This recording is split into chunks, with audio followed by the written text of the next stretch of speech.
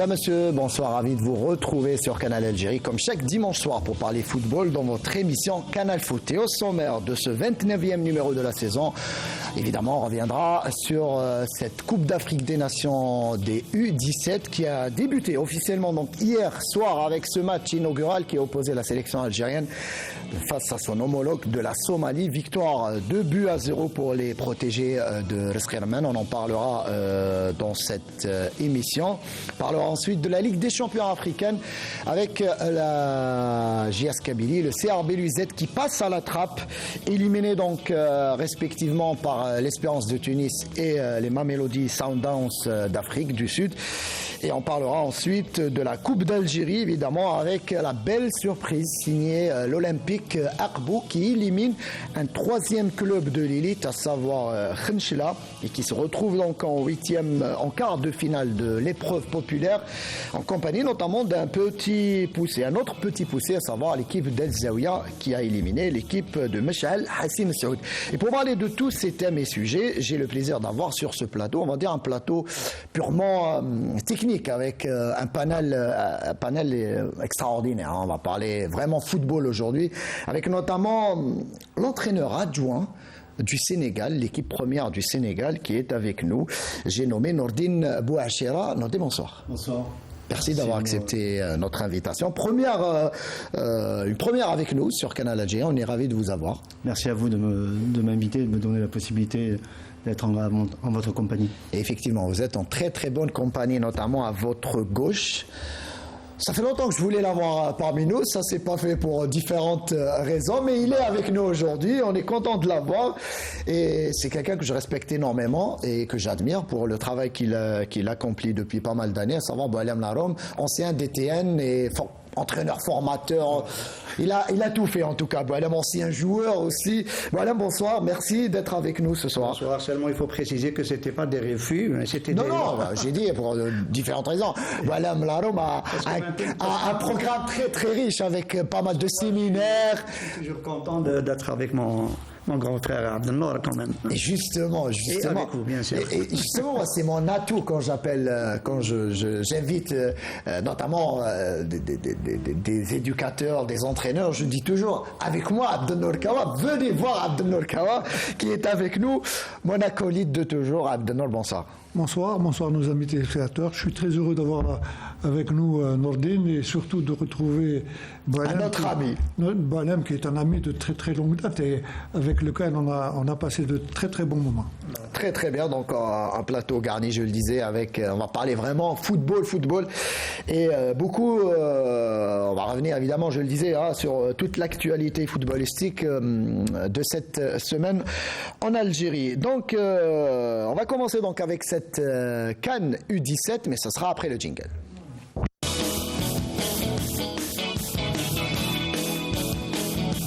Et donc, allez les Verts, évidemment, on est tous derrière cette équipe nationale U17 qui a donc débuté en fanfare cette compétition qu'organise notre pays, donc sur 3 sites.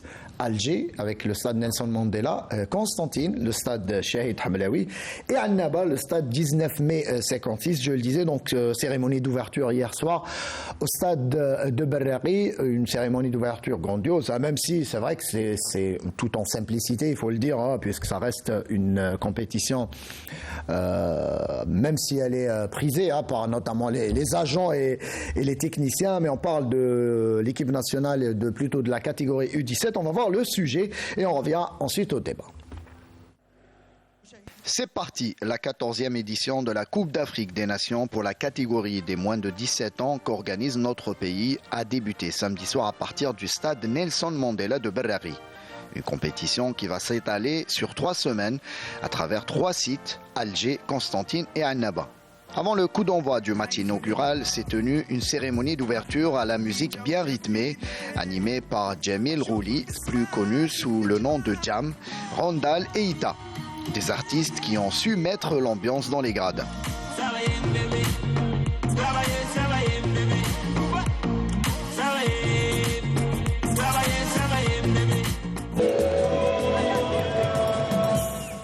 20h, entrée en lice pour notre sélection nationale qui réussira ses débuts en s'imposant devant la Somalie 2-0 sur un doublé signé de l'enfant de Tindouf, Meslem Anatouf.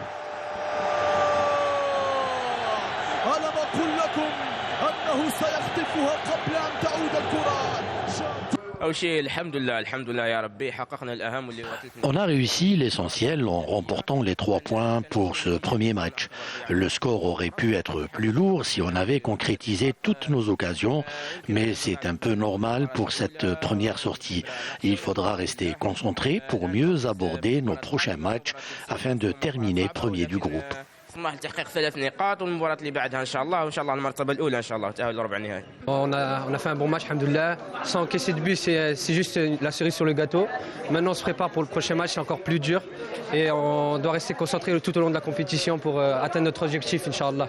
Vous le savez, toutes les nations qui débutent un tournoi pareil, que ce soit dans les Coupes du Monde ou dans les grands tournois, le premier match n'est jamais facile. Donc, on a su comment profiter de la première occasion qu'on a eue, bien sûr, malgré qu'on a eu plusieurs occasions pour scorer en première mi-temps. On a travaillé beaucoup plus sur le plan mental. On sait que ces jeunes-là, comme je l'ai toujours souligné, ils ont un problème d'émotion, la gestion d'émotions. Donc ils sont à un âge, ils sont encore jeunes pour dire que voilà, ils sont mûrs pour gérer quelques émotions. La prochaine sortie décapée de Resqirmen est prévue pour ce mardi face à la redoutable équipe du Sénégal. Oui, on sait que c'est l'un des favoris de cette compétition, donc on va préparer le match comme ils le font. On va voir ce que demain ils vont faire contre le Congo. Et Inch'Allah, on va gagner, on verra bien ce qui se passera. On va tout faire pour au mieux le préparer. On sait que ça va être difficile, mais on a les joueurs pour et on a le talent. Donc on ne se fait pas de soucis pour ce match-là et Inch'Allah, ça va le faire. Poussés par leur public, les minots algériens entendent bien tout mettre en œuvre pour aller le plus loin possible dans ce tournoi.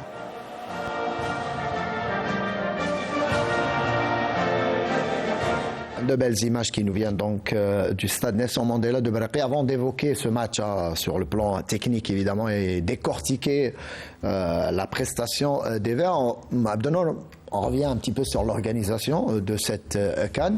C'est vrai que il n'y a pas eu foule hier au stade Nelson Mandela. Ils étaient pratiquement 15 000 fans à se déplacer, ce qui n'est pas rien pour une compétition qui engage les U17.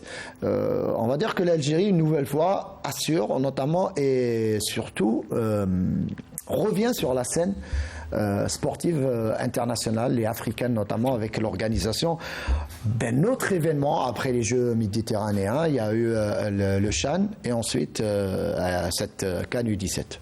Non, historiquement parlant, de toutes les façons, l'Algérie a toujours réussi ces organisations, que ce soit les Jeux méditerranéens, les Jeux arabes. On était absent durant pas mal d'années et là on revient. Quand on est habitué à ce genre de manifestations, on est déjà rodé. Donc aujourd'hui, c'est vrai que les choses ont changé, mais ce que j'apprécie, c'est un peu tous les efforts qui ont été consentis et par le gouvernement et par les responsables du football pour avoir non seulement ces infrastructures, mais avoir d'aussi belles fêtes en quelque sorte. Bien évidemment, ce tournoi africain des U17 n'attire 15 000 spectateurs, c'est déjà pas mal pour des jeunes. C'est énorme. C'est énorme.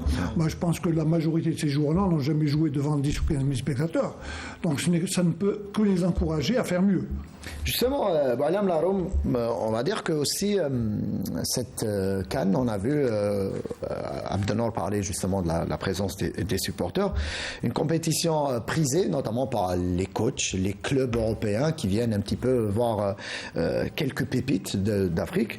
On peut parler aussi de la cérémonie d'ouverture. On va voir les images de cette cérémonie d'ouverture, tout en simplicité, une bonne musique qui a rythmé un petit peu l'ambiance au stade de Nelson Mandela.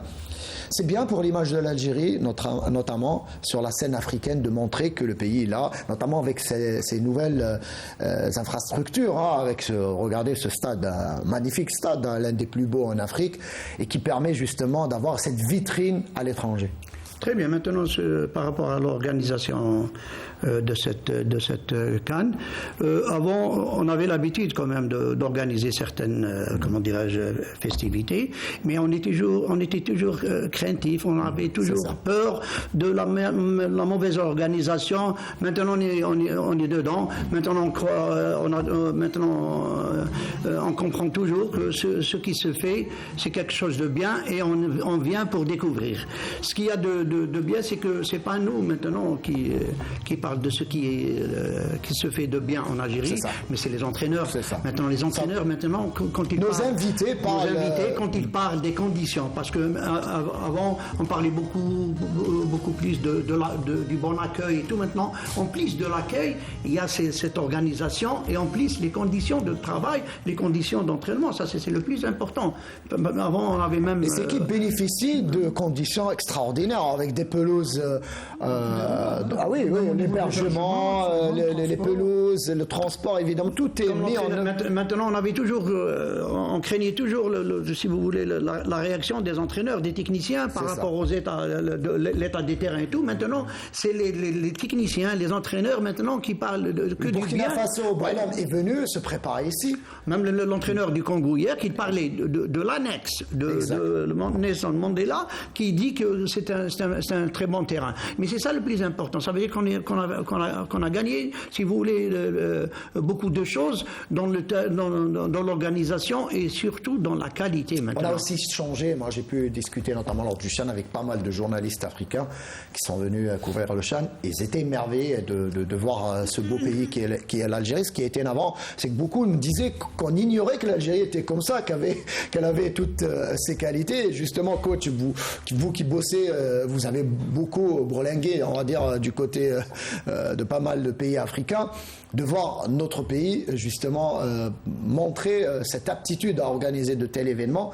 C'est aussi un signal fort envoyé aux membres du bureau exécutif de la CAF en prévision de la CAN 2025, pour l'organisation de la CAN 2025. Je pense que l'Algérie s'est dotée d'infrastructures dignes pour pouvoir organiser des compétitions internationales, comme ça a été le cas pour le CHAN et comme c'est le cas aujourd'hui. Aujourd'hui, en Algérie, on voit le stade Baraki qui est vraiment un stade de football. En Afrique, quand vous faites le tour des stades africains, vous avez beaucoup de stades avec beaucoup de pistes d'athlétisme où le public est loin et il est difficile de communier avec le public. Et là, aujourd'hui, on voit un magnifique stade digne des plus grands stades européens. Très très bien. On va parler un petit peu revenir sur ce match remporté par les Verts, 2-0. 2 buts signés donc Anatov, 21e minute et 52e minute. Sur ce match, Abdelnour, comment avez-vous trouvé la prestation des Verts? On a vu du bon et du moins bon. Bon, le plus important, bien évidemment, c'était de remporter les 3 points, de pouvoir mieux appréhender le match du Sénégal. Mission accomplie donc pour les 3 points. Maintenant, il y a beaucoup de choses que le MAN doit revoir pour essayer de parfaire, surtout au niveau organisationnel. Ils vont rencontrer le Sénégal mardi. Ça va être un autre match. C'est vrai que on sous-estimait peut-être un peu la Somalie. On s'est dit, tiens, c'est une équipe qu'on ne connaît pas, qui est peut-être nulle. Mais si elle est là, c'est qu'elle a du potentiel. Parce qu'elle a éliminé pas mal d'équipes africaines. C'est pas une si mauvaise équipe que ça. Moi, je pense que la Somalie va encore pouvoir progresser et montrer un autre visage. Maintenant, quant à nous, le plus important, c'est de pouvoir se qualifier dans cette poule. Et je pense qu'on en a les moyens. Voilà, on a vu des joueurs algériens, évidemment, on a ce péché mignon de voir ces individualités, c'est bien pour amuser la galerie, mais parfois quand on est entraîneur, et vous le savez très bien, les jeunes aiment un petit peu prendre leur plaisir, un petit peu profiter notamment de la présence des supporters, mais parfois on a vu Sreman s'agacer sur le banc contre justement ce genre de... Très bien, vous savez, en football, le premier match dans ce genre de festivité est très très important. Il y a beaucoup de grands clubs de pays qui perdent le premier match même quand ils jouent chez eux. Et il a déclaré justement à Scarman en disant qu'il avait peur de ce premier match. Je suis d'accord avec Abdelnour, comme du manque de la qualité et tout. Ça, si vous voulez, ça se comprend par rapport, comme disait Scarman, c'est l'âge et le niveau, si vous voulez, de ces joueurs sur le plan mental. Est-ce qu'ils étaient capables de gérer toute cette pression d'avant-match devant le public? Comme il vient de le dire mon ami, par rapport au terrain, vous voyez maintenant les terrains que la Hollande a fait depuis 30 ans, c'est l'élimination de cette piste. Nos amis de l'athlétisme, mais voilà, il y a désormais des pistes. Mais pour dire que c'est pas pour éliminer l'athlétisme, seulement pour essayer de rendre le football plus chaud, plus attractif. Très attractif. Mais ça met de la pression sur les joueurs de voir le public très sur les deux équipes. Sur les deux équipes et des deux côtés. Des fois c'est positif, des fois c'est négatif. Mais pour ces gens-là qui ont joué, c'est le plus important. Il ne faut pas trop comment dirais-je, chercher là, c'est le plus important ce match. Est-ce qu'on doit voilà, vous qui connaissez très bien cette catégorie, est-ce qu'on doit les juger, analyser leur jeu comme on le fait pour une équipe senior? Pas du tout. L'essentiel, parce que maintenant chez eux, tout ce qu'ils avaient fait pour essayer de marquer, ils ont fait le maximum. Maintenant pour eux, même pour l'entraîneur, c'est le fait de passer ce cap. C'est le plus important, parce que même la Somalie, si vous voulez, tout le monde ne lui donnait pas la moindre chance, mais ils ont très bien joué, mais ils ont perdu. Le plus important maintenant pour cette équipe, c'est de gagner ce match, et maintenant l'avenir pour le Sénégal, pour les matchs qui vont venir, c'est le plus important pour Herman et pour ses joueurs. Justement, Nordin, gagner ce premier match, c'est important notamment pour le mental, pour ces jeunes joueurs qui ne sont pas peut-être, même s'ils ont pris un peu d'expérience avec la Coupe arabe, organisé, remporté par l'Algérie il y a quelques mois de cela, où l'équipe jouait devant 25 000 spectateurs. Le stade de Sig était archi-comble, notamment lors de cette finale remportée face au Maroc. C'est aussi un bon moyen pour ces joueurs de s'aguerrir aussi en prévision un petit peu d'une carrière qui pourrait être fructueuse pour eux. Avec tout le respect qu'on a pour la Coupe arabe, c'est une coupe régionale. Donc là, on est à un niveau au-dessus. Et ce qui, moi, m'a frappé par rapport à ces jeunes joueurs, je ne sais pas si vous avez l'image de l'hymne national. Donc, voir ces joueurs chanter l'hymne national. Il y a cet attachement. Et quelques joueurs étaient en transe. C'était impressionnant de les voir avec une pression importante et de voir comment la pression était importante sur eux. Donc, ils ont marqué rapidement le premier but. Ils ont été au-dessus de leur adversaire. Et la vérité de ce match n'est pas la vérité du prochain match. Donc, gagner le premier match était important, ce qui augure de bonnes choses pour l'avenir. Et puis, le deuxième match sera une autre vérité. Le prochain match, mardi, à 17h face au Sénégal. Et un joueur s'est distingué une nouvelle fois lors de ce match. En tout cas, c'est l'attaquant des Verts, j'ai nommé Mousselem Anatouf. On va voir dans quelques instants l'image justement. Après le match, il a reçu le trophée de meilleur joueur du match, donc MVP de la partie. On voit notamment ce premier but qu'il a inscrit. Il est opportuniste, Abdelnour Kawa, ce jeune joueur qui n'en finit pas, un peu détonné, capitaine des Verts. Il était blessé, absent pendant quelques jours à l'entraînement, blessé face au Burkina Faso en match amical. Mais il a su, malgré un petit peu... on va dire, il n'était pas au top physiquement, mais il a su en tout cas marquer ses 2 buts et ensuite céder sa place histoire de récupérer après. S'il a remporté le titre de meilleur joueur du match, c'est pas pour rien. Donc ça prouve qu'il a de la qualité. Il confirme en tout cas. Absolument, ça prouve qu'il a de la qualité d'abord. Voilà, il s'est distingué lors de la Coupe arabe et tout. Ce qui m'a un peu surpris chez lui, c'est un peu parce qu'il a fait une petite déclaration juste quand il a reçu son trophée. C'est un peu son esprit mature. Il s'est fait une très très bonne réflexion, un très beau discours. Donc moi je pense que ce joueur a toutes les capacités pour pouvoir faire, d'abord pour pouvoir évoluer et s'améliorer au fil des matchs qui attendent notre équipe dans ce tournoi, et surtout à faire une très bonne carrière parce qu'il a tout pour ça. Justement, on avait un joueur mature, on l'a écouté notamment lors du premier sujet, et là on va écouter son sélectionneur, Al Sperman, qui parle justement de Anatouf. Bon, c'est le premier. Bon, je peux dire que, alhamdoulilah, heureusement, après le dernier coup qu'il a eu dans un match amical contre le Burkina, c'était vraiment un coup fatal à la nuque. Mais heureusement, il a su comment récupérer rapidement avec notre staff médical. On l'a vu aujourd'hui. Je peux dire que voilà, les 5 jours qui étaient au repos, ça lui a fait un peu mal par rapport au rythme du match. Donc il n'a pas retrouvé rapidement son rythme parce qu'il était au repos par rapport aux blessures qu'il a eues. Mais alhamdoulilah, c'est un joueur que je peux dire que c'est un guerrier du Sud, comme on le dit, comme on le prénomme chez nous. Donc voilà, Mouhiba, c'est un talent que l'Algérie, Inch'Allah, dans le futur, profitera de ses talents.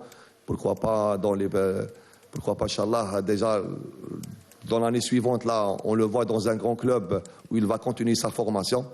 Malgré qu'il a fait 3 ans en académie, avec notre staff, là, à l'académie de Bel Abbas, mais quelqu'un qui a démontré déjà du caractère, même lors de sa détection en décembre 2019, lorsqu'on était à Béchar. D'ailleurs, je salue les gens de Béchar, je salue la régionale de Béchar qui ont fait un excellent boulot dans les différentes wilayas de Tindouf, Adrar. Donc il ne faut pas oublier le sud du pays, qui a un grand vivier de jeunes talents, Inch'Allah, qui auront aussi leur chance comme Anatov. Voilà, merci.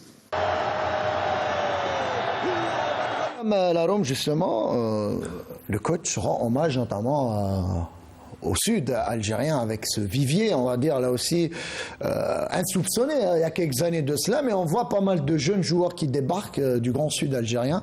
Déjà là, avec l'équipe de la jeunesse sportive de la Saoura, il s'exprime au plus haut niveau parmi l'élite. Et après Boudaoui, qui est quand même évolué dans un club respectable en France, qui côtoie les meilleurs joueurs de France notamment et du monde, avec Messi, Neymar et compagnie. On voit ce jeune Anatov qui débarque là aussi et qui montre qu'il a du potentiel et qu'il a envie surtout de s'imposer. Le plus important, Saïd, c'est que c'est ça l'intérêt essentiel et le bénéfice de la détection. De la détection. Ils l'ont trouvé à Béchar, venu de Tindouf. Donc, quand il y a ce genre si vous voulez, de système de la détection, ça, on peut avoir beaucoup de joueurs. Maintenant, le plus important, c'est de faire attention. C'est de gérer sa carrière à partir de maintenant. Maintenant, lui, il a tout montré. Maintenant, c'est aux gens de voir comment le développer dans si vous voulez, dans des orientations justes, pour ne pas seulement dire il va aller. Non, il ne faut pas parler du futur, il faut parler du présent. Il faut investir sur ses qualités maintenant, mentales, physiques et techniques. Il a montré ce qu'il a maintenant aux grands techniciens de gérer sa carrière à partir de maintenant. Vous faites rappeler, si je ne me trompe pas, en tout cas j'espère ne pas écorcher son nom, un certain Ben Dahman, un truc du genre. Il avait 17 ans, il jouait avec l'équipe nationale. Lorsqu'on avait organisé la CAN U17 en 2013, c'est ça, Bala? Oui. 2013. Et c'était le joueur qui s'était je crois que Ben Abdelrahman, l'arrière droit qui est rentré à Non, c'est l'attaquant Ben Dahman, je me rappelle. C'est Ben Dahman, il avait un petit peu marqué tous les buts quasiment de l'équipe nationale. Avec Atmani Brir. Voilà, à ce moment-là. Après, il a disparu, c'est ça. Après, il a disparu. Parce que il y a quelques années, j'ai voulu savoir où il est parti. C'était un jeune joueur formé en France, notamment. C'est ça. Et on parlait d'une étoile montante pour l'équipe algérienne. À cette période, il y avait deux. Il y avait lui, il y avait Bzaz Ondis. Qui ont disparu tous les deux. Pourquoi? Parce que tout le monde croyait ils vont aller ailleurs. Non. Maintenant, il faut penser où ils doivent aller. Est-ce que dans un centre de formation ou bien dans un club qui va profiter? 17 ans quasiment, on sort du centre de formation, non? 17-18. On débute. C'est le plus important. C'est à partir de maintenant que les orientations réelles, quand on va investir sur ses qualités, c'est le plus important. C'est là où les gens. Il devient aspirant. Ouais, c'est ça. À partir de là. Aspirant, après stagiaire pro. Oui, bien sûr. Et maintenant, à partir de maintenant, déjà, il reste scolarisé. Il reste toujours comme un citoyen, juste au passage de professionnel. Est-ce que, messieurs, je pose la question pour tout le monde, est-ce que Anatov aujourd'hui, avec tout ce qu'il a montré, et je pense que les agents sont là pour suivre ses prestations déjà depuis quelques années, est-ce que pour lui, c'est pour lui et pour les autres. Je parle de Nato parce qu'il s'est un petit peu distingué, mais on parle de tous les joueurs. Est-ce qu'il faudra, pour lui, impérativement quitter l'Algérie, s'engager pour un club européen, justement pour terminer son processus de formation? Je crois qu'il ne faut pas brûler les étapes. Et actuellement, on est en train de le découvrir. C'est vrai qu'il a de la qualité. Bonhomme m'a précisé une chose. Il a parlé de la prise en charge, ce gosse-là. Ce n'est pas n'importe qui peut prendre en charge. Formé par la Fédération algérienne de football. Oui, formé pas par l'école de Belabès. C'est vrai qu'on est en train de parler du Sud. Il ne faut pas oublier qu'il y a eu beaucoup de joueurs du Sud par le passé, des internationaux. À l'image de Ben Amara, à l'image de Roula, à l'image de Zarabi. Après, il y a eu un passage un petit peu compliqué. Donc il y a du potentiel au Sud. Et actuellement, la détection est très importante, la preuve. Il est à Tindouf, il y a quelques années de ça, Tindouf, qui pouvait parler de Tindouf aujourd'hui, non. Maintenant, ce joueur-là, sa prise en charge, bien sûr, le plus facile, c'est de le prendre et d'aller l'envoyer directement dans... Mais est-ce qu'il est prêt pour ça? Parce qu'il c'est pas... Il faut quand même déjà...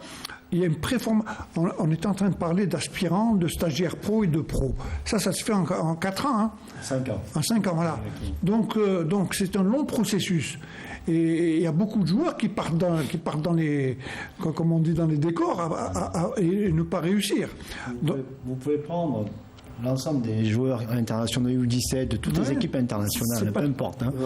Et vous faites la statistique de combien de joueurs qui étaient internationaux en U17 et qui arrivent professionnels. Il n'y en a pas beaucoup. Il y en a très peu. Donc c'est un parcours, c'est un marathon pour eux. Et c'est un marathon très difficile parce que... Parfois, c'est... Vous savez, la qualité intrinsèque... Non, parfois, ça peut porter préjudice quand on est... Voilà, quand on montre pas mal de qualité en jeune. J'insiste sur les agents parce que parfois les agents un petit peu font tourner la tête aux joueurs et parfois il y a ce moment d'égarement. C'est pas que les agents. Il y a les agents, il y a la famille. Parce que le football, comme on veut ou non, pour la famille, c'est une ascension sociale. Et donc il y a peut-être beaucoup d'argent en jeu et souvent on favorise l'aspect financier avant de favoriser la carrière sportive. Et aujourd'hui, nous, ce qu'on dit, les coachs, c'est que pensez d'abord à votre carrière sportive et ensuite, vous penserez à votre carrière professionnelle, financière, je dirais. Et l'Algérie, donc, première de son groupe, avec le Sénégal. Le Sénégal, cet après-midi, à 14h, au stade Nelson Mandela de Berrari, s'est imposé devant l'équipe du Congo. Ça a été compliqué pour les Sénégalais.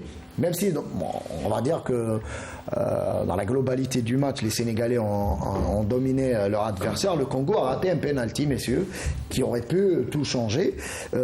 En tous les cas, le Sénégal qui s'impose 1-0. On va voir les images, en tout cas, de l'entrée, de l'ambiance qui régnait au stade de Nelson Mandela, même s'il n'y avait pas beaucoup de monde.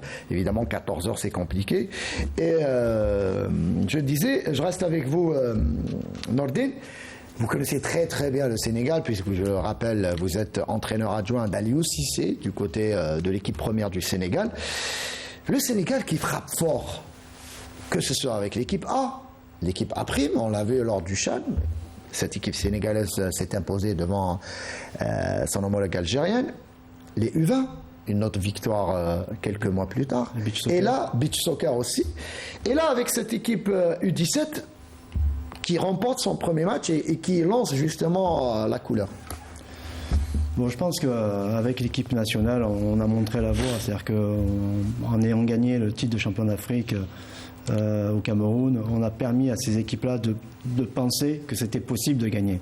Et depuis maintenant une quinzaine d'années, ce pays travaille énormément chez les jeunes.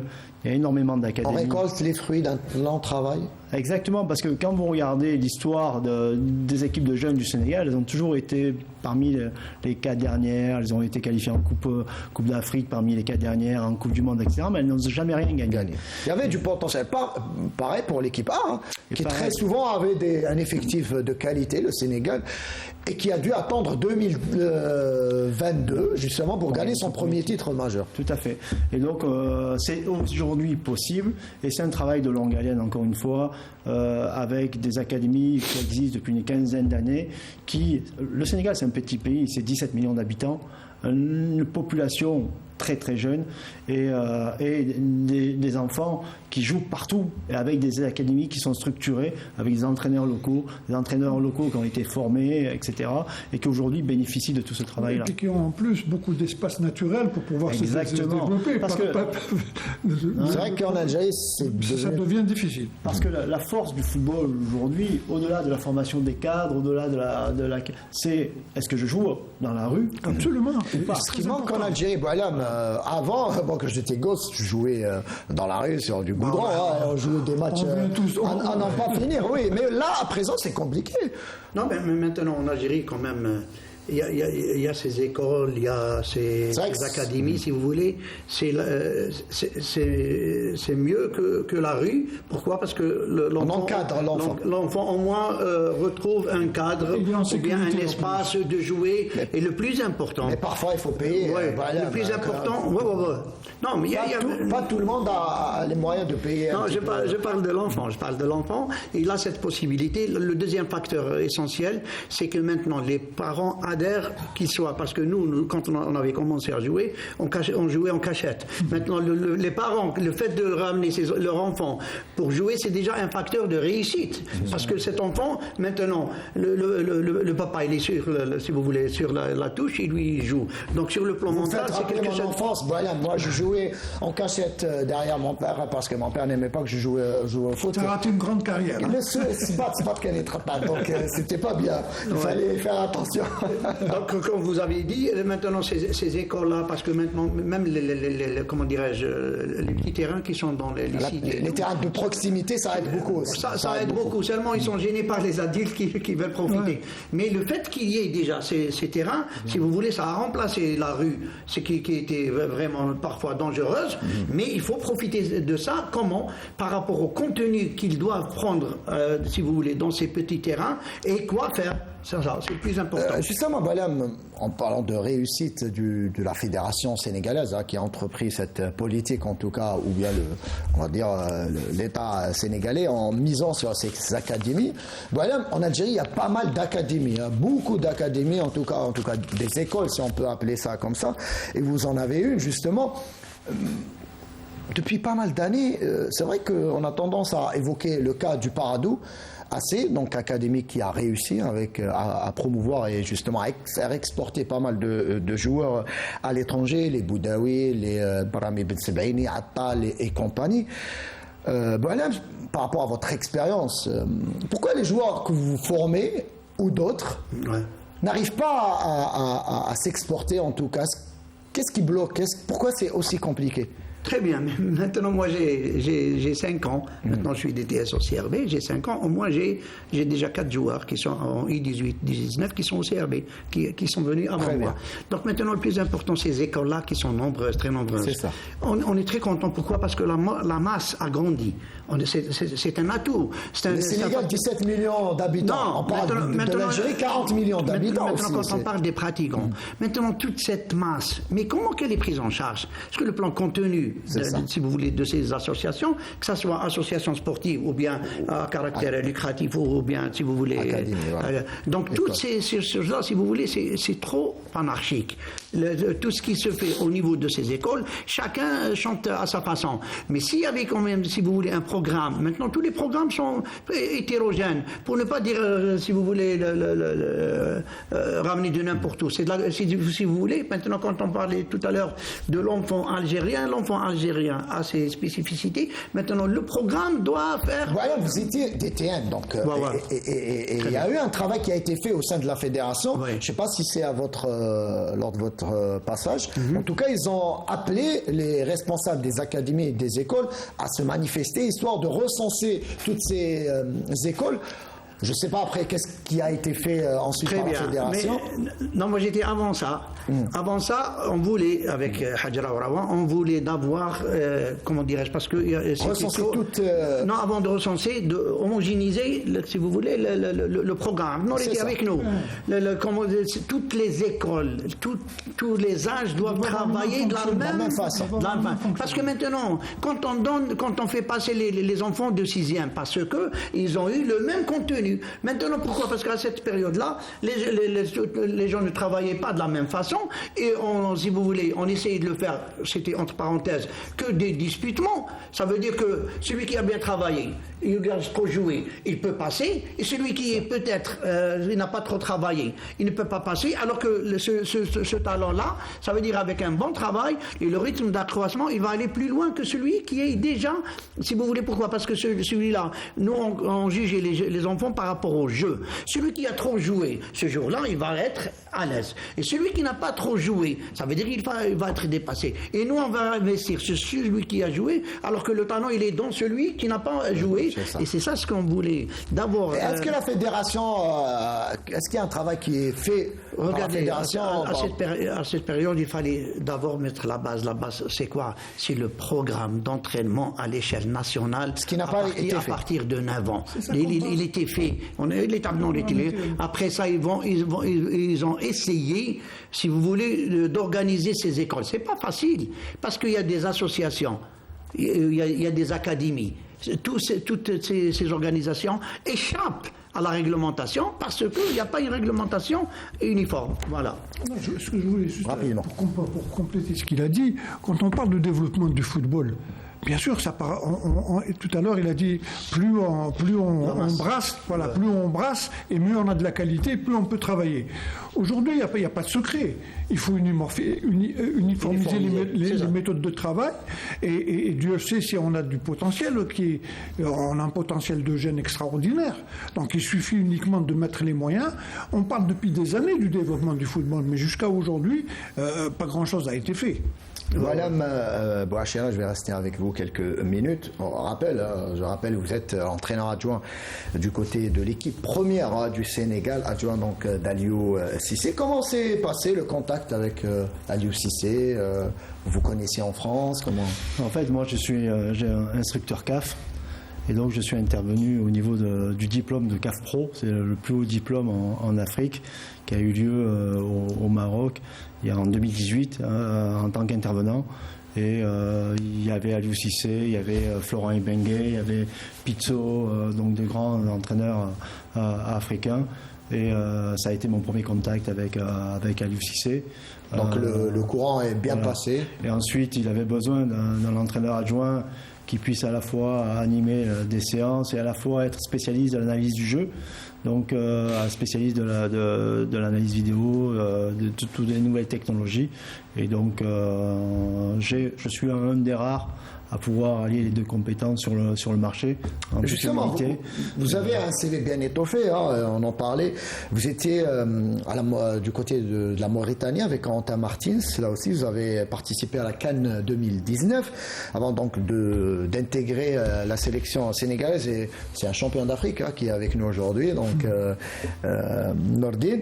Vous avez travaillé en Angleterre avec Brighton. Responsable du recrutement. Vous avez entraîné en France aussi avec des clubs comme Troyes, Strasbourg, l'équipe féminine du côté de la Chine, donc un CV bien étoffé. Pourquoi on ne vous a pas vu en Algérie? Et pourtant, on a cherché des entraîneurs à l'étranger. Pourtant, je viens régulièrement.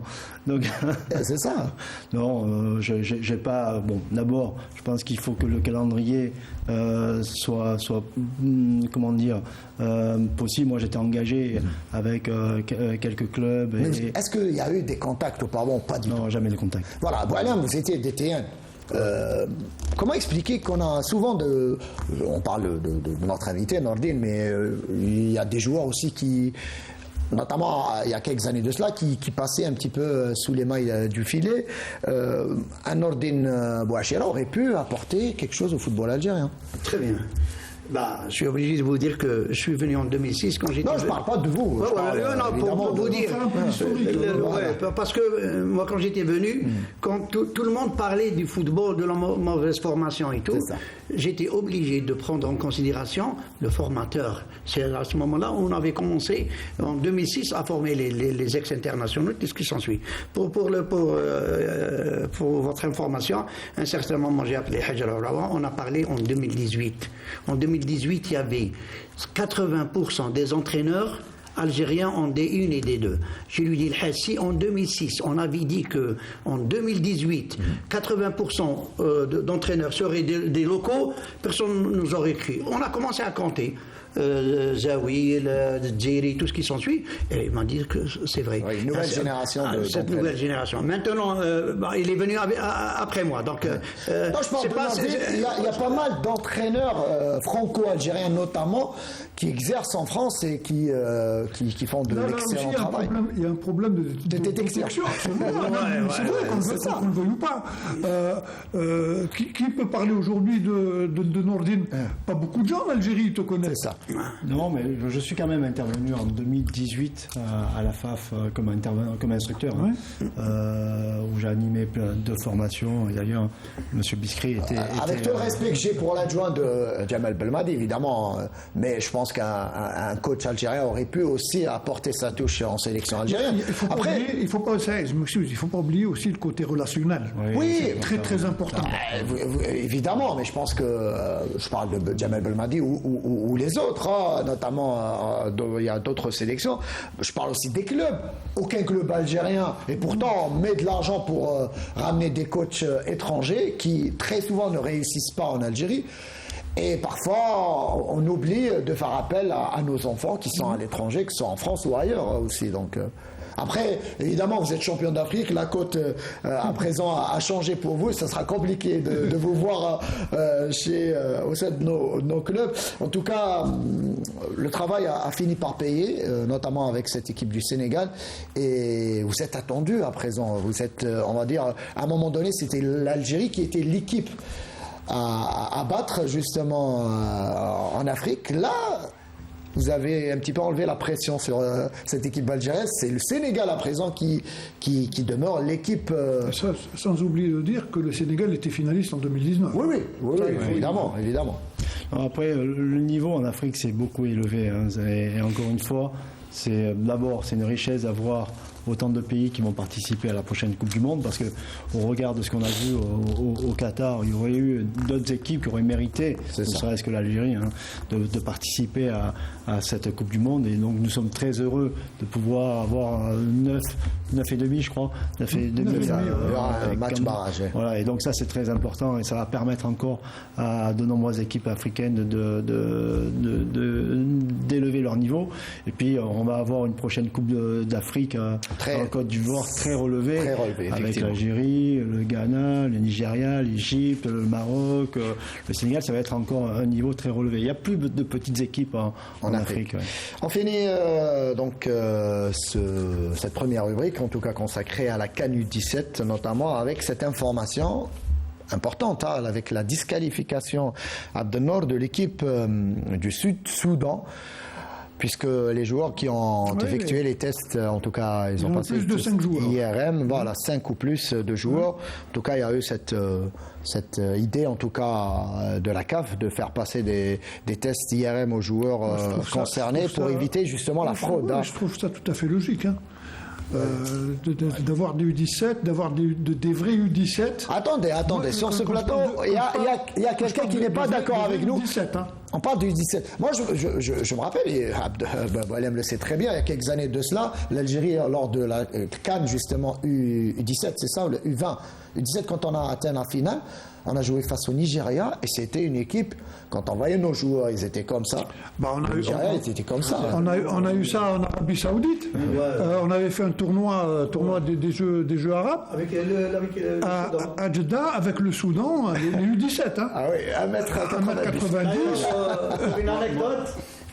Les journalistes ont mis l'équipe du Soudan et les équipes d'Algérie, comme si c'était les chercheurs de balle. Ça fausse un petit peu, ça fausse. Là, je rejoins Abdenour, où c'est important d'avoir une régulation pour que, effectivement, il y ait une équité au niveau de l'âge, parce qu'il y a eu beaucoup de débordements en Afrique. Mais là où je ne suis pas d'accord, c'est que si on impose cette régulation en Afrique, je ne vois pas pourquoi on ne l'imposerait pas en Europe. Absolument. Pourquoi on ne l'imposerait pas en Asie. Pourquoi on ne l'imposerait pas au Moyen-Orient. Et dans les équipes des pays de l'Est. Pourquoi à la prochaine Coupe du Monde, on ne ferait pas passer des IRM à tous les participants. C'est vrai. Donc, pour moi, ça crée une discrimination. Ça veut dire que l'Africain est un tricheur. Non. C'est vrai, ça c'est une bonne chose justement à retenir. C'est ça le raisonnement, hein. La suite, moi je m'élève en faux contre ça. C'est vrai, aujourd'hui. Ne pas viser uniquement. C'est tout le monde ou c'est personne. C'est tout le monde, c'est personne. Entièrement d'accord. Ah bah, très très bien. On passe à présent à la Ligue des champions africains.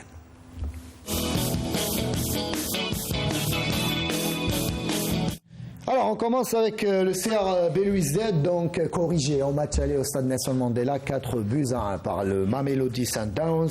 La tâche était pratiquement impossible pour le Shabab qui se déplaçait en Afrique du Sud pour affronter de nouveau cette équipe sud-africaine. C'était samedi à 14h.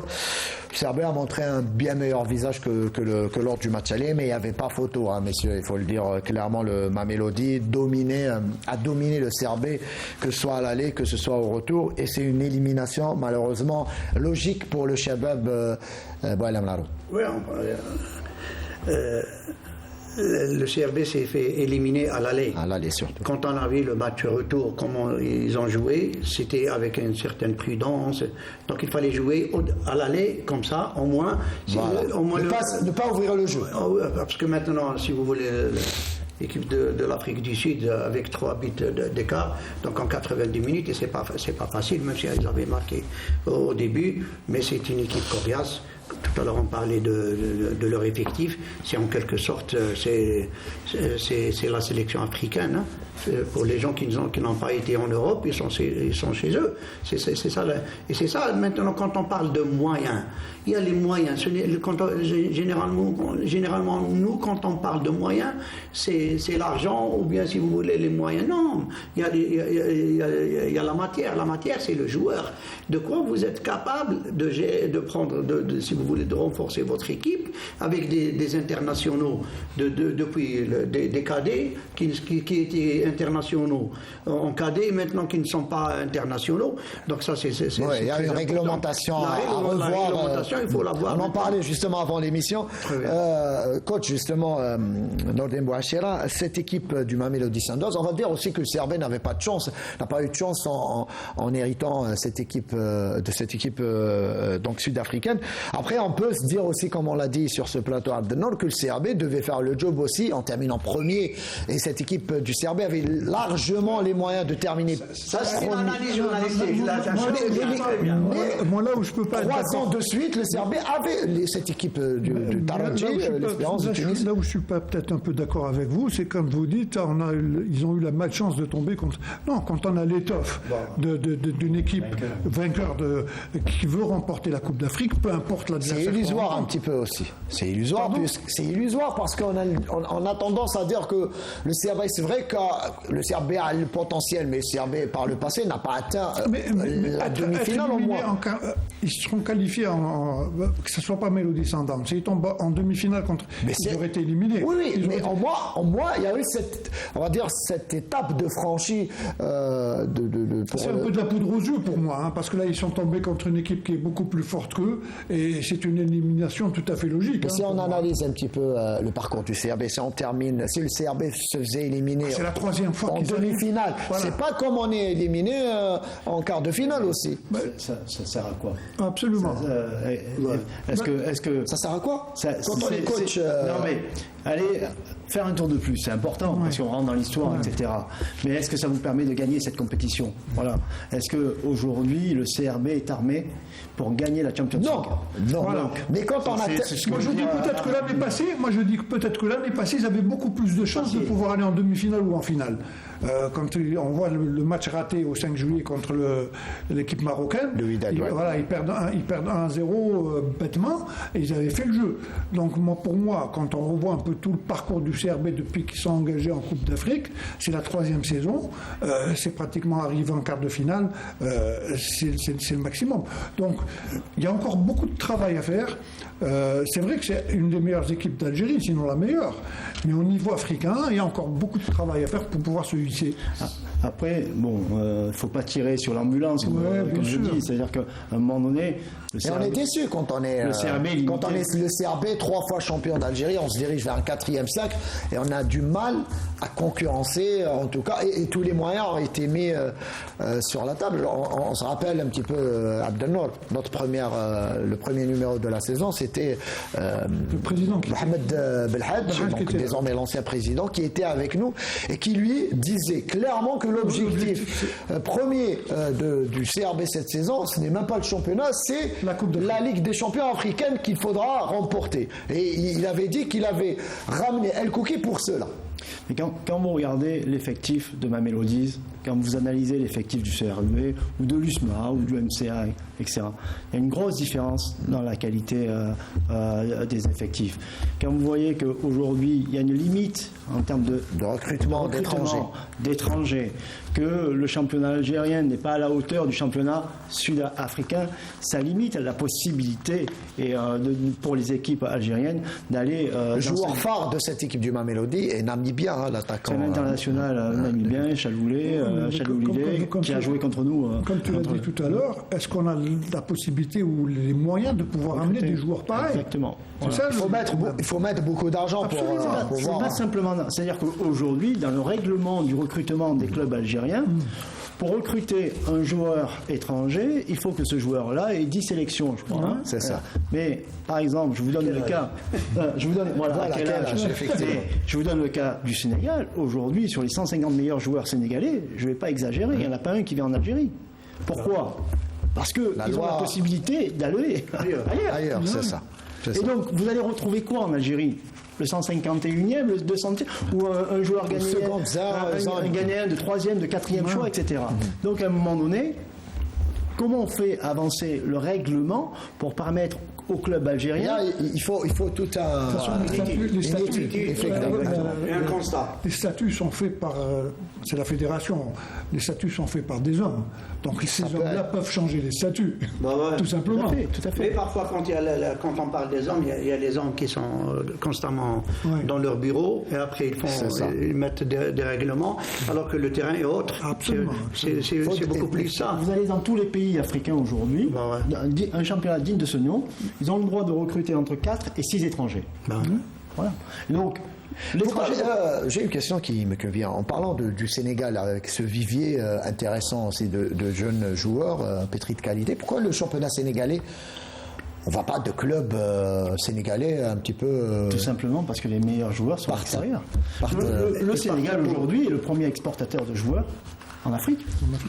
Et ça tue le niveau du championnat local. Pas seulement en Europe, dans les pays du Golfe, en Asie, ils sont un peu partout. On va parler à présent, là aussi, d'une autre élimination, malheureusement, celle de la jeunesse sportive de Kabylie. Et là, la JSK, malgré sa défaite au match aller au stade du 5 juillet, 1-0 sur un but qu'elle aurait pu éviter, pratiquement un but, en tout cas, assez...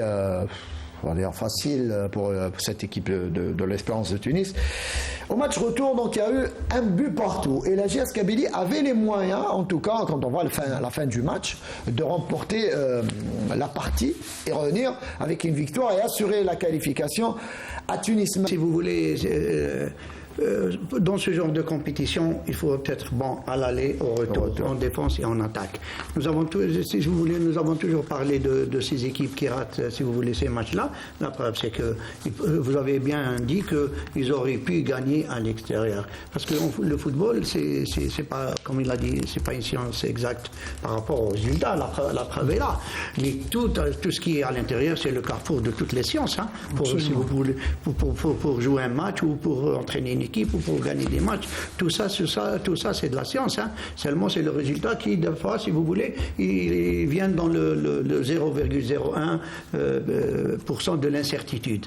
Mais la JSK, quand même, s'ils sont arrivés jusque-là par rapport à tout ce qui se passe, beaucoup plus à l'effectif qu'ils ont maintenant et les difficultés, je pense que c'est déjà... Abdelnour, désormais la JSK doit se concentrer pleinement sur le championnat. Moi, je dis que elle doit éviter la relégation. C'est toujours l'éternelle question qui revient. Moi, je pense que la JSK, ça fait très longtemps qu'ils auraient dû se penser sur le championnat. Mais là, en tout cas, débarrasser de cette Ligue des Champions, là, ça sera focus sur le championnat. Pour moi, ça aurait été un bonus.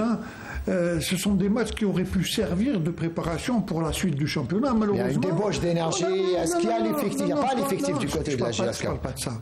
Moi, quand je joue un match de Coupe d'Afrique, et puis la semaine d'après, je joue un match de championnat, logiquement, je serais beaucoup plus motivé. Bon, le match de Coupe d'Afrique est passé, j'arrive à un championnat et je sais pertinemment que je suis dans une situation délicate où je joue ma survie, je dois me donner à 200% sur le terrain. Maintenant, justement, sur ce match retour, il y a eu pas mal d'incidents du côté de Tunis, au stade de Rades. Le match, la deuxième mi-temps, a redémarré avec pratiquement 40 minutes de retard. J'ai suivi un peu le... On se pose la question, est-ce qu'on a vu les images, les incidents qui ont eu lieu dans cette enceinte? Est-ce que la GSK, est-ce que la direction de la GSK n'aurait pas mieux fait justement de refuser de revenir sur le terrain puisque la sécurité n'était pas garantie? Ça s'est passé à la mi-temps. Oui. Si ça aurait été pendant le jeu et qu'il y aurait eu cet arrêt de jeu, ils auraient pu avoir le loisir de quitter le terrain.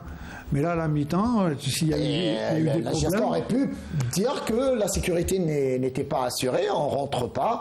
Non, s'il y avait vraiment un problème de sécurité, moi je pense qu'ils n'auraient pas joué le deuxième mi-temps. Donc logiquement, tout était rentré dans l'ordre. Pour pouvoir ça me fait rappeler, il y a quelques années de cela, l'entente de Sétif, il y a eu des incidents face à l'équipe du Mamelodi Sundowns. L'entente, c'est vrai qu'à un moment, elle était menée au score rapidement, les supporters étaient mécontents, il y a eu arrêt. Bon, c'est vrai, il y a eu un petit peu des incidents, mais pas de la même ampleur de ce qu'on a vu hier à Tunis. Et l'arbitre, il était à ce moment-là, voilà, directement, il a mis un terme au match. Et par la suite, l'entente a été disqualifiée de la compétition. C'était la première journée de la phase des groupes. Et justement, écartée de la Coupe d'Afrique, de la Ligue des champions africaine pour 2 éditions de suite. Moi, je parle d'un petit peu de cette 2 poids, 2 mesures, en tout cas, vis-à-vis de nos clubs qui souffrent. On l'a vu avec l'arbitrage scandaleux à chaque fois. Le CRB l'année dernière au Maroc, avec des pénaltys non sifflés. La GS Kabylie aussi. Avec ces incidents-là aussi qui un petit peu peuvent heurter la sensibilité de certains joueurs. Voilà. Saïd, il ne faut pas oublier qu'il y a le commissaire du match. C'est lui le responsable. Si lui, parce qu'à un certain moment, c'est pas l'arbitre, c'est le commissaire du match. S'il juge que la sécurité est suffisante, et il demande à l'arbitre de reprendre, même si vous ne rentrez pas, vous allez perdre le match. C'est le responsable de la sécurité qui gère, à partir de cet événement, c'est lui qui gère l'arbitre. L'arbitre, il est là pour exécuter. Ils s'entendent. Si le commissaire du match décide de reprendre, si vous ne reprenez pas, vous allez perdre le match. Même ici en Algérie, c'est la même réglementation. Si le commissaire... Sauf que parfois, pour les matchs de Coupe d'Afrique... On parle réglementairement. Le règlement est clair là-dessus, mais je parle des 2 poids, 2 mesures, parce que quand il s'agit, c'est malheureux de le dire, on ne fait pas les victimes. Mais on l'a vu par le passé, quand il y a un projectile qui tombe sur la pelouse, pratiquement on arrête le match tout de suite après, ce qui n'est pas le cas pour ce qui s'est passé hier. Et on va voir là à présent un autre sujet, là aussi sur la mauvaise organisation. Le plus malheureux, c'est que c'était entre eux. Oui, c'est ça le problème. Ça ne concernait pas les supporters de la GSK. Absolument. Oui, c'était entre forces de l'ordre et supporters tunisiens. Et pareil aussi au Maroc, là aussi, c'est plus grave parce qu'il y a eu décès hier à l'occasion du match qui a opposé le Raja Casablanca au Ahli du Caire. Là aussi, un match sous haute tension. Ça dénote de la mauvaise organisation, là aussi, dans ce pays. Et c'est répétitif. Alors qu'on a tendance à évoquer des événements organisés. Ce qui est malheureux, on va voir, s'il vous plaît, Abdelman, on va voir le sujet qu'a réalisé pour nous Salah Delbel, qui revient justement sur ce qui s'est passé. Et on déplore malheureusement le décès d'une supportrice et on revient ensuite au débat.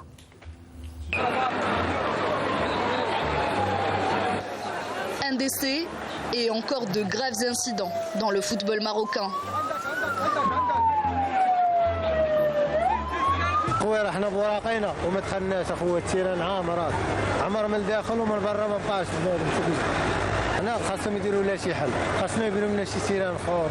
Décidément, la situation est devenue incontrôlable.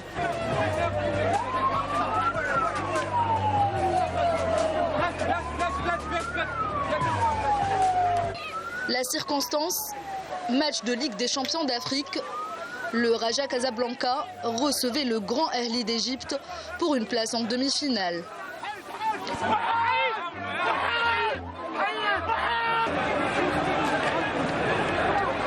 L'enjeu est énorme, mais pas au point d'écraser les valeurs du sport et de mettre en danger la vie des gens.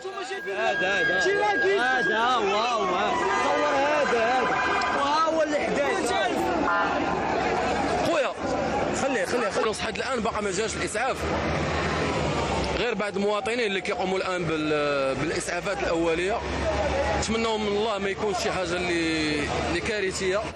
La scène est horrible et avant même le début du spectacle, l'horreur prend place. وكتحملها هذيك العمده ديالنا ديال الدار البيضاء لانه التيران ما كيهزش هاد لوكوباسيون كامله. التيران حدو 45,000 متفرج وعنده زون 6 مسدوده. كتلعب الماتش طنجه ما يمكنش انت كتدخل صحاب مارشي نوار ديال السكان وكتخلي صحاب التذاكر وكتدخل كتخلي الجمهور وكتخلي سميتو الدريه ميته دابا. ما كاينش اسعافات ما كاين حتى شي حاجه. الان تدخل بهذوك المدخلات المائيه كيفاش؟ تدخل غير بالمدخلات المائيه ما تدخلش بالاسعافات دابا. شوف تصور الدريه راه ميته. Résultat des courses, grosse bousculade. Plus grave encore, le décès d'une jeune supportrice de 29 ans qui pensait assister à un grand moment de sport.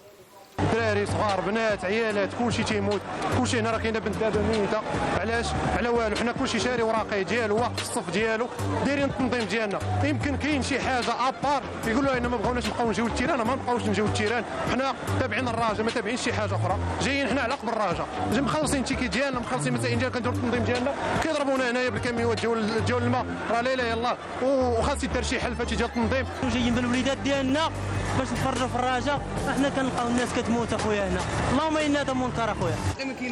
Des images qui parlent d'elles-mêmes et qui ont fait le tour de la planète. مشاهد أليمة صراحة كنعيشوها الآن. Quel triste spectacle. Le phénomène de la violence dans les stades marocains ne date pas d'aujourd'hui. Et ce n'est certainement pas un atout majeur pour prétendre à l'organisation d'une CAN, encore moins un mondial.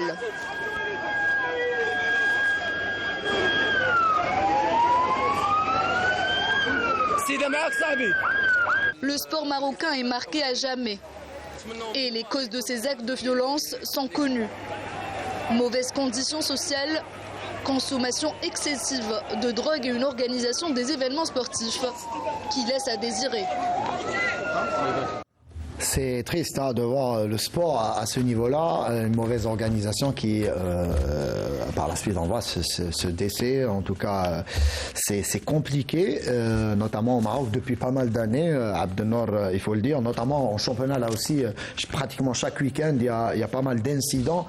Et quand on prétend justement à organiser des événements, notamment la CAN ou bien une Coupe du Monde, ce n'est pas bien pour le dossier, en tout cas marocain. Mais pas du tout, là. Les images parlent d'elles-mêmes. Hein. C'est vraiment grave ce qui se passe, ce qui s'est passé plus tôt. Les victimes, bien sûr, c'est les supporters, c'est le peuple. Quand on voit des policiers frapper des jeunes, des femmes, la preuve, il y a une femme qui est morte, c'est malheureux. Logiquement, quand on va se... Là, on est loin du sport marocain que vous avez connu il y a quelques années de cela. Oh, pas du tout. Moi, si jamais je reparlerai d'un fameux match Algérie-Maroc 3-1 que nous avons joué avec l'équipe nationale, bien entendu, en qualification de Coupe du Monde. Après le match, je préfère ne pas trop m'étaler sur ça, mais on nous a brûlé le bus. Hein. Ah oui. Oui. Donc ça remonte on nous a lancé des journaux qui flambaient à l'intérieur du bus. Enfin bref. Non, mais c'est pour dire qu'aujourd'hui, un match de football, c'est aller avoir un spectacle, pas terminer un match avec un deuil. Donc c'est vraiment grave. Et on rappelle aussi, ça me fait rappeler aussi l'année dernière le CRB Louisien, parce qu'on parle de Ligue des champions africaine. On a vu le Shabab ou la JS Kabylie défait à domicile la semaine dernière. Il n'y a pas eu d'incident à la sortie. Les supporters des deux camps ont accepté la défaite, ont applaudi même l'adversaire, le Mamelodi Sundowns, qui a humilié le CRB au stade Nelson Mandela. Les supporters ont applaudi cette équipe sud-africaine. Et l'année dernière, à ce stade des quarts de finale, le CRB qui jouait un match important du côté du Wydad à Casablanca, au stade Mohamed V, là aussi, une fin houleuse de partie. Hein. Il y a eu des joueurs du CRB qui ont été frappés. En tout cas, il y a eu des projectiles, je me rappelle de la scène, hein, les joueurs du CRB qui étaient, heureusement, on va dire qu'ils ont été protégés par la police là-bas, sinon ça aurait été la catastrophe. Donc, est-ce que c'est par ces pratiques-là qu'on arrive à gagner la Ligue des champions africaine? On se pose des questions. Non, moi je dis que logiquement, le sport doit rapprocher les communautés. Qu'on soit algérien, tunisien, logiquement, quand on va voir un match, on va voir un spectacle, donc c'est de mettre de l'ambiance, ne pas terminer dans des conditions comme celles qu'on vient de voir. Ces images-là sont vraiment désolantes. Il faudra maintenant attendre la CAF rapidement. Maintenant, on parle du football professionnel. Il ne faut pas oublier que ces stades-là, tout ce qui gravite autour, c'est des professionnels. Si on parle de stadiers, c'est de professionnels. Les gens qui sont là-bas, tout pour tout, parce que c'est des métiers maintenant. C'est pas le jour du match, il faut ramener des bénévoles, ou bien juste pour le jour. Non. Maintenant, si on parle du sport professionnel, en Europe, c'est tout le monde qui est professionnel. À partir de, si vous voulez, du vendeur de tickets ou de billets, je m'excuse de l'expression. Effectivement. Place à présent, messieurs, à la Coupe d'Algérie.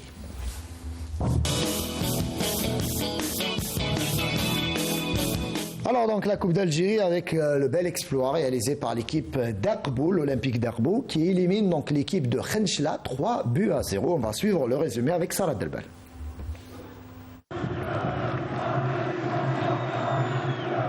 Après avoir écarté le MC El Bayed et le Mouloudia d'Oran, l'Olympique Aqbou crée la surprise encore une fois et s'impose avec l'art et la manière devant l'USM Khenchla qui quitte cette Coupe d'Algérie après cette large défaite. Les Aqboussiens ont bien entamé ce match.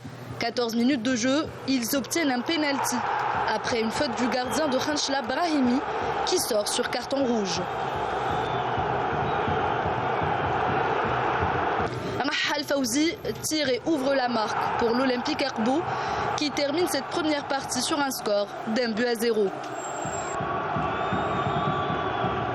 De retour des vestiaires, les capés de Mourad Karouf ont continué à se procurer des occasions dès le début de la deuxième période. 59e minute de jeu, mais Barakou Zidane aggrave la marque pour Aqbou après ce corner et permet à son équipe de prendre l'avantage.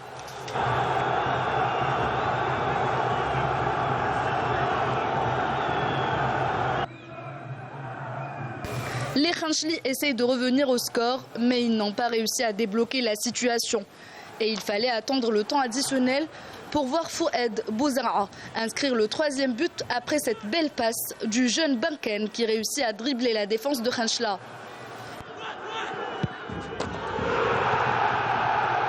Et c'est sur ce score de 3-0 que les Aqboussiens ont terminé cette rencontre. Les Lions de la Soumam confirment leur bonne forme avec cette qualification historique en quart de finale.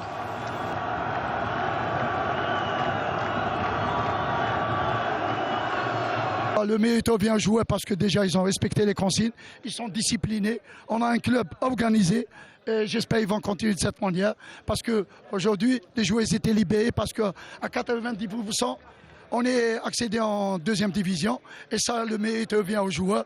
Et sans oublier les supporters qui sont venus de partout. On les remercie. Et il faut continuer de cette manière parce que maintenant, le club de l'Olympique Aqbou est rentré dans l'histoire. Ce qui fait on continue l'aventure dans cette Dame Coupe et j'espère qu'on arrivera au bout. Pourquoi pas. Alhamdoulilah, on est en quart de finale. L'objectif principal c'était d'accéder. Et pourquoi pas, on va rêver. Pourquoi pas, on va pas y aller plus loin parce qu'on a une équipe qui peut dire son mot cette saison. En général, c'est l'équipe qui a eu beaucoup de volonté, l'équipe qui a été volontaire, qui a aimé la coupe, elle s'est qualifiée. C'est une bonne équipe, quand même, ils n'ont pas volé leur qualification. Par rapport à nous, notre objectif, le premier objectif, c'est le maintien en ligue professionnelle. C'est pas facile pour une première année. Alhamdoulilah, on est à quelques points du maintien. La coupe, elle a choisi aujourd'hui Akbou. Je les félicite, Mbrok Alihom, et Inch'Allah, ils vont aller très loin. L'équipe d'Akbou, solide leader du groupe Centre-Est de la division interrégion, retrouvera en quart de finale un 4e sociétaire de la Ligue 1, l'AS Ochlef en l'occurrence, et ambitionne de continuer sur la même lancée pour écrire une nouvelle page de son histoire.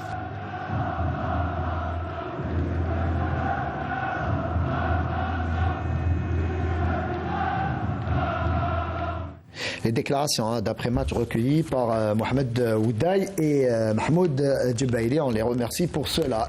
Coach, donc Nordine, cette équipe d'Akbou, si vous ne le savez pas, en tout cas, évolue en 3e division et a réussi en Coupe d'Algérie à éliminer le MCO, l'équipe d'Al-Bayad et l'équipe de Khenchela, 3 clubs de l'élite. Comment expliquer cela ?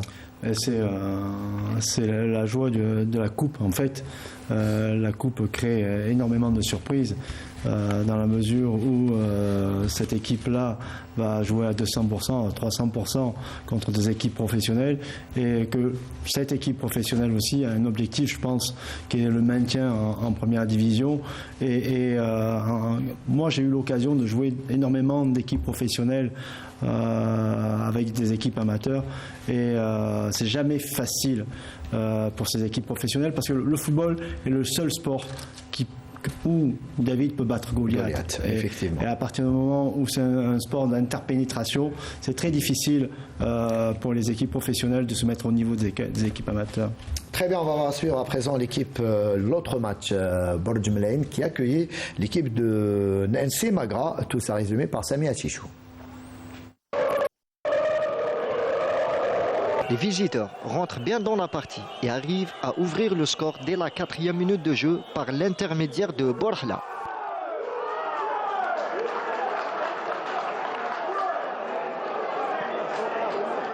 Juste après, notre occasion pour le NC Magra qui a failli faire mouche. Les Magraouis dominent les débats avec leur superbe jeu collectif bien organisé et ratent beaucoup d'occasions, ce qui profite aux locaux qui égalisent par rallye suite à un corner.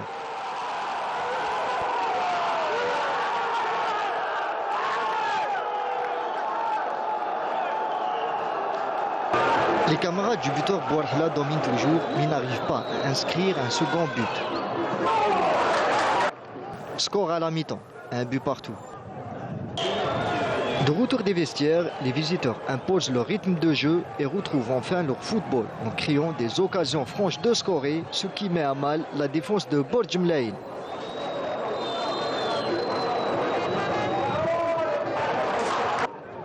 À la 75e minute de jeu, Cherif Qaddour corse l'addition pour les siens.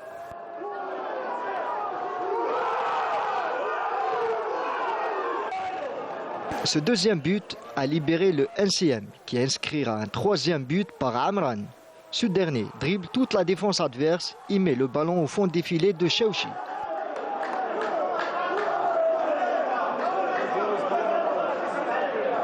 La qualification هذه يعني pour le bien surtout le mental تاع اللاعبين تاعنا على الاقل pour la suite pour تاع الشامبيونات اللي يبقى نقول لك لوبجيكتيف برينسيبال تاعنا اللي هو لو مانتيان وتبقى لا كوب يعني بالحلاوه تاعها حنا ان شاء الله نروحوا لو بلو لوان بوسيبل ان شاء الله. Le NCM se qualifie pour les quarts de finale où il affrontera le Shabab Zaouia. Mal en point en championnat, Magra qui assure une victoire et une qualification pour les quarts de finale. C'est vrai qu'ils sont mal en point en championnat. Il leur reste enfin à gagner quelques matchs. La coupe, là, ils jouent contre une équipe de Borj Mlaine qui a fait cette saison, qui a alterné du bon et surtout du moins bon. Donc c'est une très bonne victoire pour la suite. Maintenant, leur souci, bien évidemment, c'est d'essayer de se maintenir en D1. De toutes les façons, ils nous ont habitués chaque année à peu près au même scénario. Hein. Et ils arrivent toujours à s'en sortir. J'espère que cette année, ça va être la même chose. Et pourquoi pas essayer d'aller encore en demi-finale et pourquoi pas en finale. Un autre match, celui qui a opposé à Dalbeda, l'équipe du Parado Athletic Club, à l'Espérance de Mostaganem. Commentaire Mohamed Haouchine en compagnie d'Ahmed Aribi et Fatah Abada était au montage. Tour que c'était bien fait de la part de Abbas, le numéro 8, qui a le ballon d'ailleurs. Il va le donner au niveau de la ligne médiane. Dommage et balle avortée. Attention à ce contre de l'équipe du Paradou, ils sont rapides, les jeunes du Paradou, il va crocheter, s'il réussit, le Paradou c'est des dégâts. Je le disais, s'il avait réussi le crochet, il aurait pu trouver, c'est des dégâts et ça se confirme. Mustapha Soukou, il s'appelle, un jeune, 20 ans à peine s'il vous plaît. Un anniversaire fêté, je peux vous le dire avec beaucoup de précision, le 19 mars dernier, il faut le faire. Il est parti, il a reçu ce bon ballon, il a crocheté intérieur-extérieur. Regardez, que l'on joue la 53e minute de jeu. C'est toujours l'équipe du Paradou qui mène 1-0. Et toujours pas de changement des deux côtés. Oui.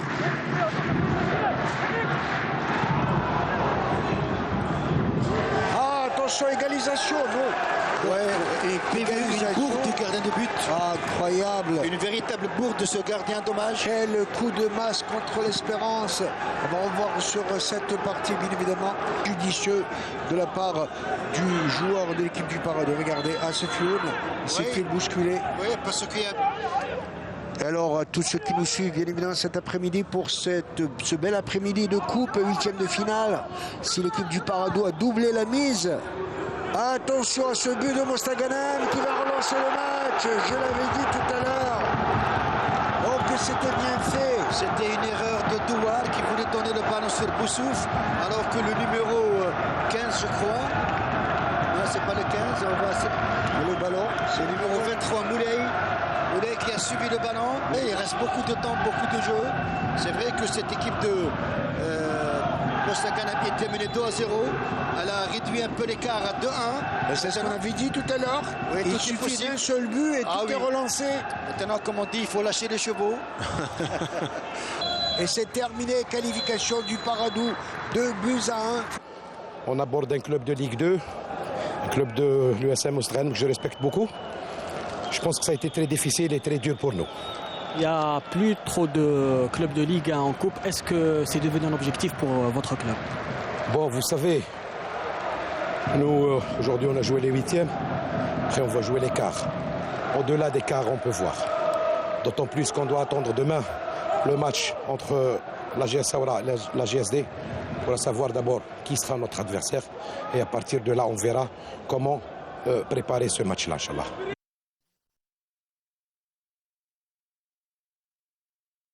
Qualification un petit peu dans la douleur pour cette équipe du Paradou, même si dans l'ensemble elle a maîtrisé son sujet, mais que d'erreurs individuelles. Ouais, c'est le match des erreurs. Erreurs. Sur le 3 mais ce qu'il y a, c'est que les deux équipes, il y avait vraiment un bon niveau, une rivalité, avec un peu plus de maturité par rapport au Paradou, mais le SM n'a pas démérité quand même par rapport à... Si on prend le match en tant que match, si vous voulez, sur le plan jeu et si vous rivalité, le SM a fait un très bon match, surtout avec l'apport de leur public. Mais le Paradou reste toujours le Paradou par rapport à cette maturité, si vous voulez. Mais le SM, quand même, ils ont fait une bonne figure, quoi. On va parler à présent de l'autre match, celui qui a opposé à Béchal, la jeunesse sportive de la Saoura, face à l'équipe de Djidjel, la jeunesse sportive djidjilienne, en tout cas. Commentaire de Abada, voilà, Fatah Abada, résumé, en tout cas, montage Riyad Belkhadim. Et c'est l'équipe de Djidjel qui va donner le coup d'envoi donné par M. Bouslimane Ertot qui joue directement sur sa défense. L'équipe de Djidjel, comme vous l'avez dit, Gilali, qui a raté de très peu l'accession. Attention de perdre. Et il ne faut pas oublier aussi l'intelligence du gardien. Là, il n'y a pas hors-jeu. Il n'y a pas de position de hors-jeu. Et c'est l'ouverture du score. Ballon perdu logiquement, après la domination de la GS Saoura, logiquement à la 28e minute, c'est Bellatrash qui ouvre le score suite à une perte de ballon. La défense n'était pas là. La défense avait abandonné. Abandonné, exactement. Ils étaient dans la lancée des contres qu'ils ont fait. Et Bellatrash à la 28e minute, je pense, Gilles, voilà. Un score d'1-0, c'est pas encore acquis, à moins que la GS Sahara accélère. Tout reste possible en cette deuxième mi-temps. Tout dépend aussi de la... Et c'est le deuxième but. C'est le deuxième but à longtemps même. Et c'est toujours le même artisan. Alors c'est toujours Ben Yahya Diakdi qui joue sur le côté gauche. Il y a un manque flagrant de concentration, une passivité totale de cette défense. Et on revient à l'action. Vous voyez, c'était Saïdi qui était au début de l'action et c'est lui qui marque le but. C'est dire que la déconcentration, il donne le ballon. Peut-être l'accession a été ratée cette année, mais peut-être ils ont un potentiel important de joueurs qui peuvent jouer carrément l'accession l'année prochaine. Absolument, la stabilité, Gilali, avec les moyens. À l'instant même, monsieur Bouslimani vient de siffler la fin de cette période. C'est la fin de l'aventure pour la sympathique équipe de la GS Gigel. Donc qualification logique là aussi pour la Sahara, donc logique respectée à Abdelnour sur ce match. Tout à fait. De toutes les façons, d'une manière ou d'une autre, Sahara est très très difficile à jouer à domicile. Et ils l'ont encore prouvé. Bon, c'est vrai que Dijon ne déméritait pas également. Il ne faut pas oublier qu'ils ont fait une saison pleine où ils espéraient un peu l'accession. Là, l'objectif pour eux, c'était d'aller le plus loin en coupe. Là, ils sont tombés contre une équipe de Sahara qui a beaucoup plus d'expérience et qui a prouvé cette année, je pense qu'ils vont aller en finale cette saison.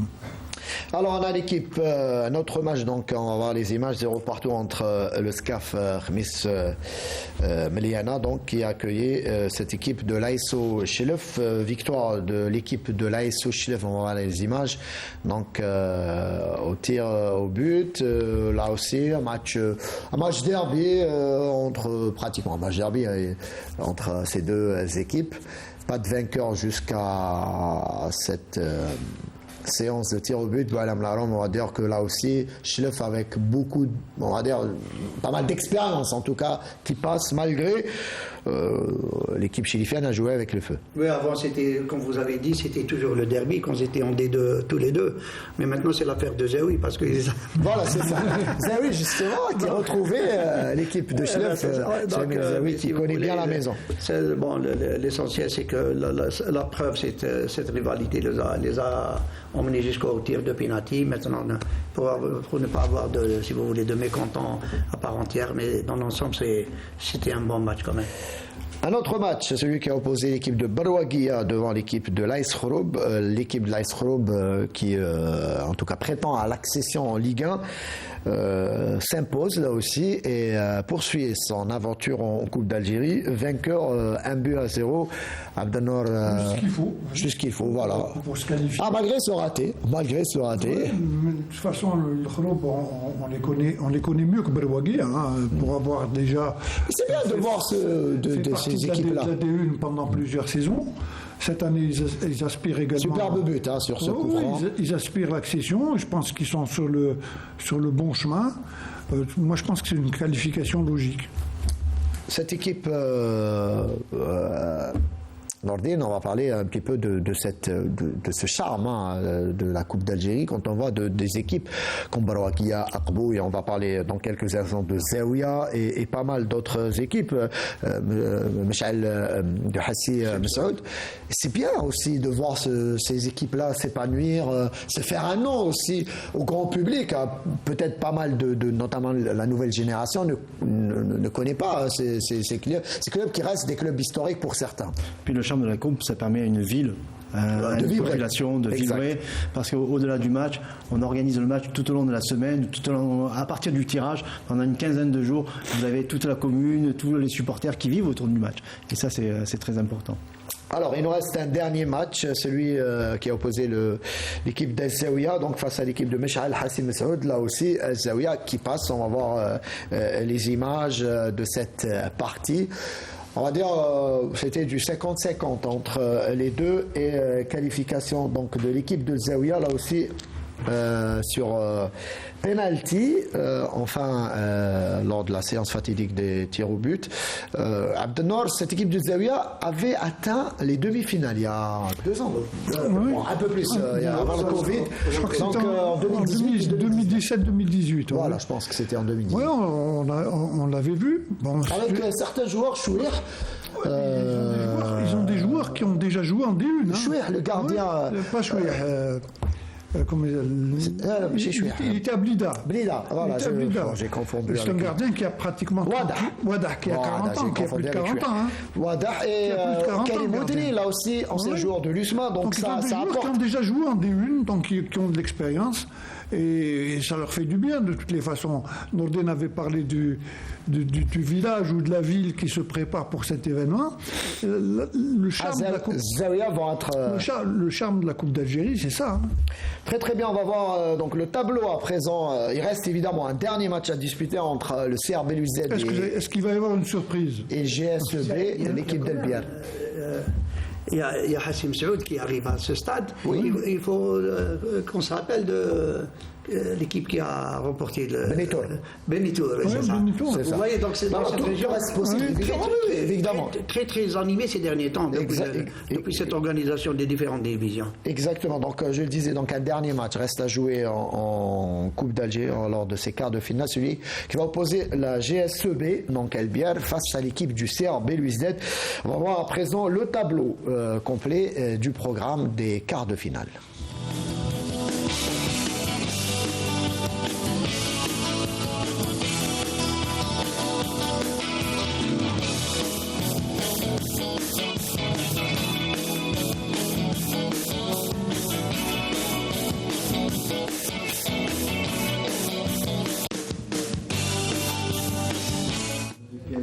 Alors, on est de retour sur le plateau et nos amis discutent. Évidemment, c'est normal, c'est la fin de l'émission.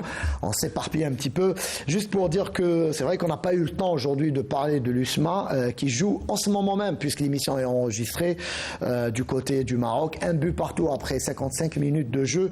C'est une bonne chose pour l'USMA. Le fait d'avoir marqué, en tout cas, ça va. En tout cas, je pense que ça va bien se passer pour l'USMA qui devrait se qualifier donc pour Espérons que le fair play puisse primer dans ce match. Inch'Allah. En tout cas, messieurs, on arrive au terme de cette émission. Merci une nouvelle fois d'avoir été avec nous. Je remercie vivement nos 2 invités, à savoir Nordin Bouachira et Boualem Laroum. Merci. Merci à vous. Merci de nous avoir. On espère vous revoir très très bientôt. J'espère aussi. J'espère voir un match Sénégal-Algérie. Pourquoi ça s'est pas fait? Un match amical. Et pourtant, Aliou Cissé et Jamal Belmadi sont copains depuis du même quartier. Pourquoi pas jouer au Sénégal, au nouveau stade du Sénégal? Il est super beau. C'est un magnifique stade. Il faut penser à organiser ce match. On va faire un déplacement avec Abdelnour du côté de Dakar pour voir cette partie. Madame Larom, merci. C'est nous qui vous remercions, M. Saïd. On espère vous revoir très bientôt là aussi. Sans problème. Parler du football, de l'actualité du football, technique, tactique, tout peut être discuté avec vous, messieurs. De jour où vous voulez. Inch'Allah, merci beaucoup. C'est quand même une encyclopédie, Boualem. Boualem. Moi, je me rappelle à mes débuts en journalisme en 2006-2007, une anecdote avec Boualem, que je posais beaucoup de questions assez pertinentes sur le plan technique et tout. Quand il était honnête, en 2007. Moi, il me fait rire à chaque fois, parce que chaque fois qu'on se rend compte, il me fait rappeler qu'il était ramasseur de balles pendant quand j'étais dans les buts. Ça passe. Ça remonte à 40 ans, ça. Son anecdote était encore meilleure. L'anecdote, c'est que je lui posais pas mal de questions. J'avais 22 ans à ce moment-là. Il était entraîneur du net et c'était un peu compliqué avec le net, la pression évidemment. Je lui posais des questions techniques. Il me dit une fois, après un match, il me dit Saïd, toi, tu dois me rejoindre à l'ISTS. Tu dois te former pour devenir coach entraîneur de football. Les chercheurs de balle derrière les buteurs de Nord, c'était un plaisir. Ah oui, c'est ça nous rajeunit un pas. match de 4-2 avec l'USBA. En quelle année? Il est rentré, il est gauche, vous avez vaincu. Voilà. En quelle année? 72, 73. 73. J'avais 13 ans juste avant de commencer le Je football. n'étais pas encore né. Merci messieurs, en tout cas, on rappelle que voilà, l'Algérie affrontera l'équipe nationale U17 affrontera donc le Sénégal. Ce sera ce mardi au stade Nelson Mandela à partir de 17h. Vous pouvez suivre tous les matchs de cette CAN U17 sur la chaîne terrestre El Ola. Je vous dis à très bientôt. Merci à l'équipe de la régie numéro 2, à toute l'équipe technique bien évidemment, aux réalisateurs et au script, à tous les journalistes. On se dit rendez-vous à dimanche prochain. Restez branchés sur Canal Algérie.